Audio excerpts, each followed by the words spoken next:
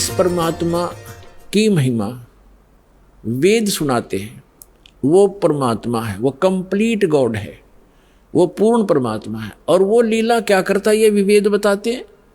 एक तो लीला बता दी कि वो परमात्मा जब शिशु रूप धारण करके आता है उसकी परवरिश की लीला कंवारी गायों से होती है। अब दूसरा ये है कि वो परमात्मा ऊपर रहता है सतलोक में। सतलोक में जिसे अविनाशी लोक कहते हैं, शाश्वत स्थान कहते हैं, वहां रहता है और वहां से गति करके आता है। और यही परमात्मा, यही वो महापुरुष बताते हैं जिनको भगवान मिले। जैसे आदरणीय रामानंद जी ने कहा कि दोहू ठोर है एक तू, भया एक से दो, गरीबदास हम कारणे तुम आए हो मगजो। जैसे तुलसीदास जी ने लाखों वर्ष पहले घटित रामायण अपनी भाषा में चौपाइयों में लिख दी, ऐसे ही आदरणीय गरीबदास साहिब जी ने गांव छुड़ानी वाले ने परमात्मा प्राप्त होने के उपरांत उनसे प्राप्त उस स्पिरिचुअल नॉलेज में क्या लिखा है, अपनी छाप लगाकर महिमा बता रही है परमात्मा की। जैसे स्वामी रामानंद जी की और कबीर परमेश्वर जी की जो वार्ता हुई उस समय प्रत्यक्ष दृष्टा की तरह बताई है। गरीबदास जी इसलिए इसमें नाम आता है कि गरीबदास जी ने तुलसीदास जी की तरह परमात्मा, क्योंकि तुलसीदास जी केवल 3 लोक के भगवान के उपासक थे, वहीं तक सीमा थी उनकी बताने की। और ये गरीबदास साहिब जी परम अक्षर ब्रह्म के उपासक थे, उनके भेजे हुए महापुरुष थे, उनसे परिचित थे। तो उन्होंने उस महापुरुष की महिमा बताई है कि रामानंद जी और कबीर परमात्मा की जब गोष्ठी हुई तो रामानंद जी को परमात्मा सचखंड लेकर गए, सतलोक लेकर गए, शाश्वत स्थान दिखाया और बताया कि जो आपके यजुर्वेद अध्याय नंबर 40 के मंत्र नंबर 17 में लिखा है कि वो परमात्मा तो गुप्त है, प्रोक्ष है और वही परम अक्षर ब्रह्म है, सबका धारण पोषण करता है। गीता अध्याय नंबर 18 के श्लोक नंबर 62 में, गीता अध्याय नंबर 15 के श्लोक नंबर 4 में जो बताया स्थान, वो ये स्थान है और मैं स्वयं परमात्मा हूँ। हम ही अलख अल्लाह हैं कुतुब गोस और पीर, गरीबदास खालिक दनी हमरा नाम कबीर। ए स्वामी सृष्टा में और सृष्टि हमारे तीर, दास गरीब अधर रहूं ऊपर बसता हूँ और अवगत सत कबीर। मैं हूँ वो परमात्मा, ऊपर रहता हूँ। फिर वो दिखाया सचमुच। तब रामानंद जी ने कहा था कि दोहू ठोर है एक तू और भया एक से दो, कह गरीबदास हम कारणे तुम आए हो मगजो। मगजो माने सफर करके वहां से चल कर आए हो। आदरणीय गरीबदास साहिब जी ने कहा कि अजब नगर में ले गए हमको सतगुरु आन और जल के बिंब अगाध गति वहां सूते चादर तान। गरीबदास साहिब जी ने कहा कि अलल पंख अनुराग है सुन मंडल रह थीर, सुन में रहते हैं परमात्मा सथिर और दास गरीब उधारिया मुझे सतगुरु मिले कबीर। अनंत कोट ब्रह्मांड का एक रति निभार और सतगुरु पुरुष कबीर हैं ये कुल के सिरजनहार। हम सुल्तानी नानक तारे दादू को उपदेश दिया, जात जुलाहा भेद नहीं पाया, वो काशी माए कबीर हुआ। अब इतने प्रमाण उन महापुरुषों के हैं जिन्होंने भगवान को देखा। उन्होंने ये बताया कि वो परमात्मा ऊपर रहता है और स्वयं भी परमात्मा खुद कहते हैं मैं वहां ऊपर रहता हूं, अवगत सत कबीर दास गरीब अधर बसूं, ऊपर रहता हूं मैं। और वहां से तुम्हारे लिए हम ये आते हैं।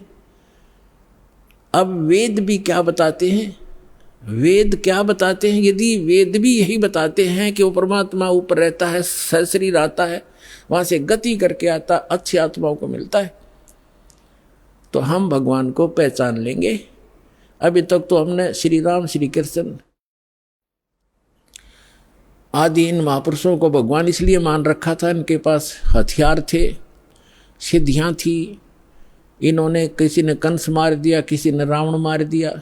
हम उस भगवान के पुजारी है जो मारता नहीं, वह सबका रक्षक है, कर्माधार पर छोड़ देता, जो जैसे करेगा वो भर लेगा, लेकिन वो मारता नहीं और मरता भी नहीं किसी से, उसको डर नहीं, हथियार रखता नहीं। इसलिए तो उस परमात्मा के पुजारी हैं जो कभी किसी को मारता नहीं। एक जुलाहा बनकर एक गरीब व्यक्ति की तरफ धारण पोषण, अपना पालन पोषण भी, निर्वाह भी स्वयं करते हैं।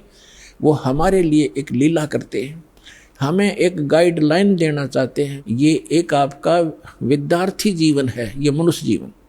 और जैसे जो विद्यार्थी मनुष्य विद्या काल में और बकवाद करता है, सिनेमा देखता है, बढ़िया पेंट पुंट गाड़ के और सैर सपट्टे को घूमता रहता है, बकवादें करता है, वो फेल हो जाता है। विद्यार्थी को विद्यार्थी की तरह रहना चाहिए, सब सिलेबस पूरा करते रहना चाहिए और अपना सिंपल ड्रेस जो हो सिंपल सी अपना रखनी चाहिए और उद्देश्य नहीं भूलना चाहिए। तो हम सभी अपना उद्देश्य भूल कर, जिसको भी मानव शरीर प्राप्त है, 2 प्रकार से मानव शरीर प्राप्त होता है, आपको बता ही दिया। एक तो पूर्व जन्म के शुभ संस्कारों से मानव शरीर लगातार कई जन्म भी हो सकते हैं, और एक केवल 84 लाख योनियों को भोगने के बाद टर्न वाइज मिलता है, यानी नंबर पे वो एक मिलता ही मिलता है। तो उसी पर आज सत्संग उसी पर चल रहा है। अब लास्ट में इसका निष्कर्ष थोड़े ही शब्दों में निकाल देंगे। तो हमारा मूल उद्देश्य इस मनुष्य जीवन का क्या है? जैसे एक विद्यार्थी का विद्या प्राप्त करके और जो उस यूनिवर्सिटी में विद्यालय में जो वो मेहनत कर रहा है, स्टडी कर रहा है, उसका किया हुआ फल उसको फील्ड में मिलेगा। जैसे कोई डॉक्टरी कर रहा तो उसी सुविधा को वहीं खोजता रहा स्टडी काल में, टाइम में, विद्या काल में, तो बच्चा फेल हो जाएगा, उसको कुछ नहीं मिलने का।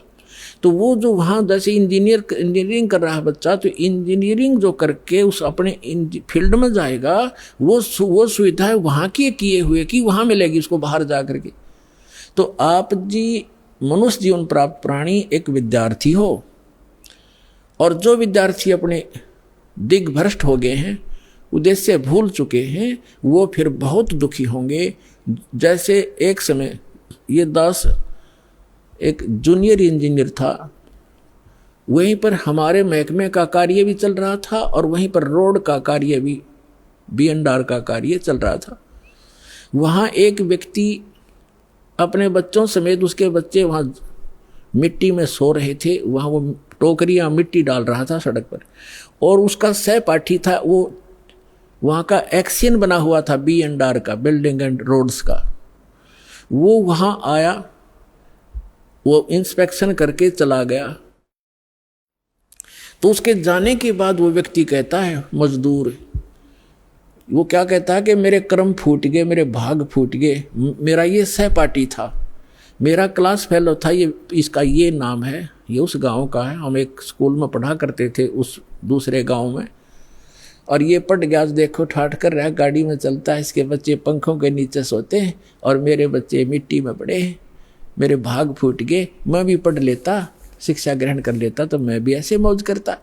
तो यहाँ परमात्मा कहते हैं, आज 6 दिन पाछे गए और गुरु से किया ना हेत, अब पछतावा क्या करे, चिड़िया चुगी खेत। तो आज आप उस अतिथि में हैं जो भक्ति नहीं करते, और करते हैं तो शास्त्र विरुद्ध करते हैं, और इस मनुष्य जीवन पा करके जो साधना सत नहीं करते, वो बाद में ऐसे पछताएंगे जैसे वो मजदूर पछता रहा था। तो आप जी का जो यहाँ मूल कार्य है, मनुष्य जीवन प्राप्त प्राणी का पूरा सतगुरु प्राप्त करे और पूरा ज्ञान। अब पूरे गुरु का आपको पता नहीं था, आपको एक बालक को सभी पूरे नजर आते हैं, क्योंकि जो भी संत बना हुआ है उसने कुछ तो बाणी बुणी, कोई वेद मंत्र, कोई गीता मंत्र को कहीं ना कहीं से वो तो उसने कंठस्थ कर ही रखे हैं, और वो हमारे लिए बहुत भारी हो जाता है। जो लगातार संस्कृत बोल दे, को बड़ी बड़ी कथा सुना दे, हम न सोचे महापुरुष पढ़ा है तो बहुत गजब का। तो हमें ज्ञान नहीं था, तब हमें ज्ञान होगा, हमारे पास एक ISI मार्क का एक पैमाना होगा, फुट रूल होगा, हम तुरंत नाप लेंगे इसका साइज क्या है, हम उसको रिजेक्ट कर देंगे। अगर हमारे वेदों से नहीं मिलता उसका ज्ञान तो रिजेक्टेड है। तो मनुष्य जीवन प्राप्त प्राणी जो भक्ति नहीं करते और करते हैं शास्त्र विरुद्ध करते हैं, तो वो अपना जीवन नाश कर रहे हैं। जो विद्यार्थी और जो टीचर आउट ऑफ सिलेबस पढ़ाता है, पाठ्यक्रम से हटकर ज्ञान देता है, नावल सुनाता है, वैसे कोई फिल्मी स्टोरी सुनाता है, अपने जो पाठ्यक्रम से बाहर का जो ज्ञान है वो एग्जाम में काम नहीं आता, और एग्जाम में जो वही काम आएगा जिसने सिलेबस पढ़ रखा है, पाठ्यक्रम पढ़ा है। तो हमारा पाठ्यक्रम है 4 वेद, 18 पुराण और श्रीमद् भगवद गीता, कुरान और बाइबल, क्योंकि हम सभी मानव हैं, पूरे विश्व के हम एक ही परमात्मा के बच्चे हैं। जीव हमारी जाति है, मानव धर्म हमारा, हिंदू मुस्लिम सिख ईसाई कोई धर्म नहीं है न्यारा। हम केवल भगवान के लिए बंटते चले गए और भटकते चले गए। अब उसी परमात्मा ने आके हमें फिर इकट्ठा करने की चेष्टा की है, उस समय हम समझ नहीं सके क्योंकि हम अशिक्षित थे। अब हम शिक्षित हैं, सदग्रंथ हमारे पास हैं और तत्व ज्ञान दास को परमात्मा ने दे रखा है। ये आपके रूबरू कर दिया है। अब इसको आसानी से समझेंगे।